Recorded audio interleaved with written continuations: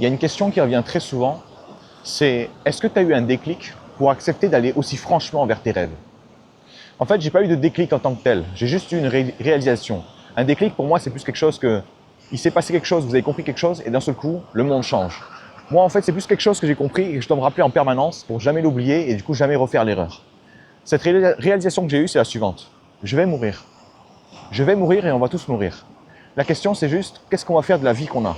Est-ce qu'on veut la vivre en suivant des règles complètement arbitraires, des règles qui ne nous avantagent pas, des règles qui n'avantagent que les autres, des règles qui n'ont aucun sens, et du coup avoir une vie misérable, pire que la mort? Ou est-ce qu'au contraire, on va se donner le temps qu'on a pour justement célébrer la vie, se dire je vais profiter un maximum, il est hors de question que je vive pour les autres, il est hors de question que je vive en cage, et ce jour-là, quand je serai mort, je n'aurai aucun regret. Pourquoi? Parce que le premier regret qu'ont les gens juste avant de mourir, c'est de se dire j'aurais aimé vivre ma vie plutôt que de vivre la vie que les autres ont décidé pour moi. Et ce truc-là me hante en permanence.